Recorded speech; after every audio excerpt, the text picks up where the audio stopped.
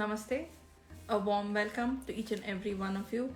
I'm Jayapalashri from Samskara Healing. I hope you all are fine, you're taking care, you're safe. I'm here today to talk about a new topic. And like I said, that I really get excited when I get feedback, when there's a request on what to speak and how to take things forward. It really keeps me motivated and keeps me going. So today I talk about Puranas. Speaking about our ancient culture, tradition is something really, should I say, I feel blessed and honored to be speaking about it. It is so important to know certain things in life, and me being chosen to come forward to speak. There are many people who are speaking. I'm not saying that I was one of the only ones. Nevertheless, I still feel honored and blessed to be coming forward to speak about various important aspects, be it about solar shringar, about our samskar or sanskar, about talking about the importance of our rich heritage and culture. I truly find it really very interesting, and I must say universe has ways to make one move forward to doing things, and this is one such way. I have my reasons to say it. It's because I grew up reading and learning about Ramayana and Mahabharata, and also about the Garuda Purana and Bhagavat, the Purana and Vishnu Purana, Shiva Purana. Nevertheless, it was not an important part of my life then. I just took it as mythology, stories, and nothing more. I was one of those kind of people who saw more into having the facts and reality and moving on in life, and I never felt it important to bring it into for like a part of my children growing up years. But today I have made it part of their life, and I speak a lot about whatever I research and study before coming up here to speak. So today I'm here to speak about Puranas and the importance, the essence, and so on. Again, I would look forward to your comments, your feedback, your requests, because that helps me enhance my capacity to speak up more and reach more out to you all. So today when I'm speaking, first and foremost, what is a Puran or Purana or whatever you want to call it? Purana is nothing but, which means ancient literature or something that is old. So these are post-Vedic texts, and these are the Purans, and there are 18 Purans which are known, and these are the Mahapuranas or Purans which are known and well known about, the 18. It was written by Rishi Vyasa. He has scholared it, and the most ancient or the oldest Puran is the Matsya Puran. So isn't that interesting? Those of you know, I know you're going to be listening to me and saying, oh, why is she looking so surprised? But for those of you who don't know, this is knowledge. Matsya Puran was the oldest Puran, and I am actually looking up to trying to read it. I have read Vishnu and Shiva Puran, but yet I am looking up to reading, and I have also kind of browsed through and read Garuda Puran and Skanda Puran. But I would love to read Matsya Puran, and I am looking up and searching for it. So now when we're talking about the Puranas, I named a few. So just to give you a rough idea of how many Puranas are there. I said there are 18. So we're talking about Vishnu, Brahma, Shiva, Padma, Skanda. Then there is Garuda, Varaha, Bhagavat, Kurma, Linga, Brahmanda, Brahma, Vaivarta, Bhavashya, Vamana, Varaha, Skanda, Agni, and so on. So there are 18 such Purans which is there.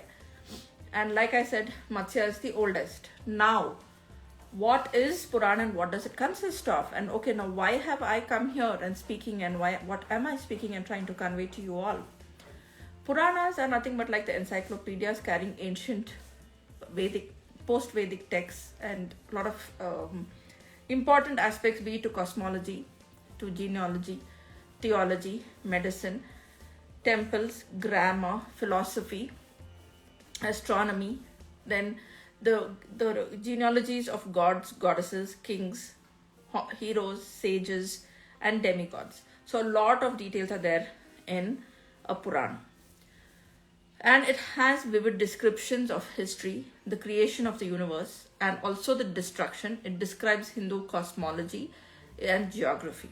So there's a lot of details given in these Purans, and a lot of things which could be referred to when you're kind of looking up and speaking about Purans.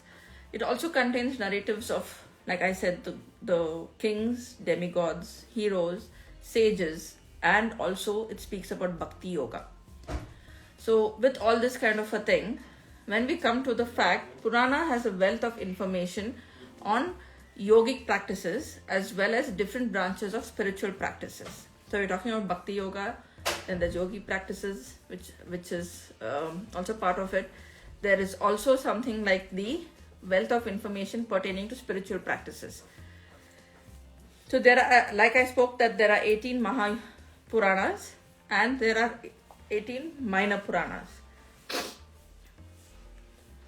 Now when we're speaking about all these things, when we divide it and break it, and we're trying to see what is there in the Puranas, in the 18 Puranas, let's break it into three aspects, which is the Sattvic becomes the Vaishnav Puranas, then comes the Rajasic, which becomes the Brahma Purana, and then you come to the Tamasic, which becomes the Shiva Puranas. So we have the 18 Puranas divided this way, and then in each Purana there is a division that comes in, and as to what is there and what is it that each one is looking forward to. So in the Sattvic, which is the Vaishnav Purana, you have Vishnu, Narada, Vamana, Matsya, Garuda, Srimad Bhagavat. These are there in the Vaishnav Purana. In the Brahma Purana, we have the Brahma, Bhavashya, Agni, Brahma Vaivarta Purana, Brahmanda Purana, and Padma Purana. And then we come to the point of Shiva Purana. You have the Shiva Purana, Skanda Purana, Markandeya Purana. Then you have Kurma Purana and Varaha Purana. So it is divided into these the 18 is divided into three groups, and the three groups are Sattvic, Rajas, and Tamasic. Now, all the Puranas are related to the various friendly treaties, and they also belong to the itihasas or the itihasas of Ramayana and the Mahabharata. When we go into details, Puranas have stories which also help us build in having bhakti, the devotion to God. With our work, with our life, we tend to forget our devotion to God, and there is a fear factor which comes into us, and we are not ready to move forward or to build a happy relationship with God, a relationship with love. And this Bhakti Yoga comes speaking to us the importance of having a Bhakti, like a Bhakti Yoga, or the Bhakti relationship between the devotee and the God. So it speaks a lot about that. And it speaks about the supreme truth. It speaks about the importance, and in very simple manner, Puranas explain a lot to us. And many Puranas are like beautiful stories, and if you kind of read it, it's really easy to absorb and grasp. Yes, it speaks about philosophy. I also said it speaks a lot about like your Vedic texts and so on.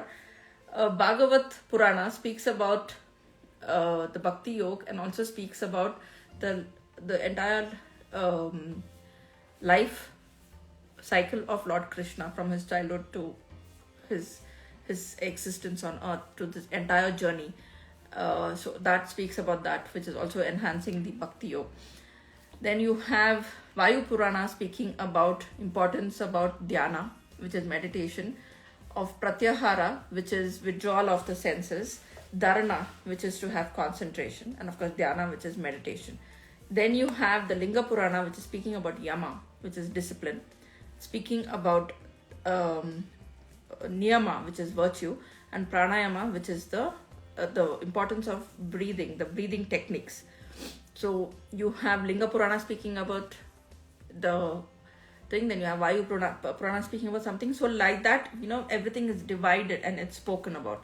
So in short, if I have to say something about the Puranas, they endeavor to re-establish the relationship between the living beings and God. And also it emphasizes the importance to show that there is no class and everything is one, and we are one with God. Of course, they do speak about various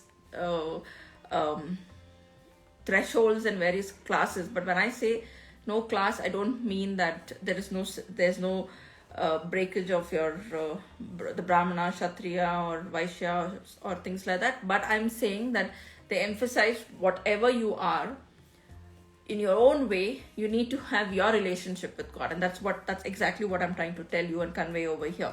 So in all, it is we have a struggle with ourselves.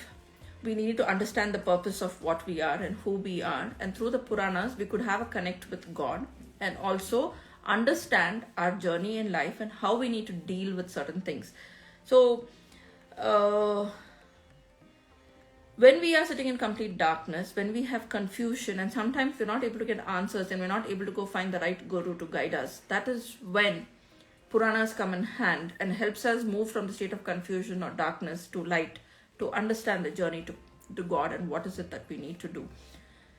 I will talk more about it, and I will go into giving a little more details, breaking, since I have given you the 3 breakups in the Purana. So each day I would speak about one group of like one day I'll speak about Sattvic, one day Rajasic, and one Tamasic. So I will break them up into the 6, and I will give a very short summary of what the Puranas carry and how important, and you could decide if you would like to read it.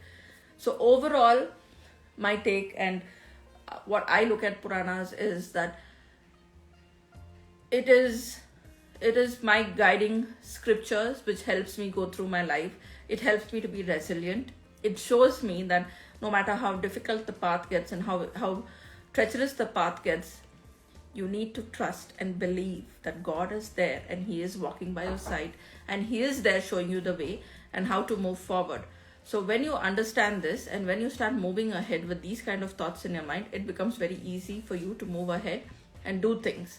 So with that, I would like to end my today's talk on the Puranas, and I will come back soon with more details, which is of course anytime soon, and I will speak about all the details. In the meantime, you have any questions, anything, please put out a message to me and I'm more than happy to answer them.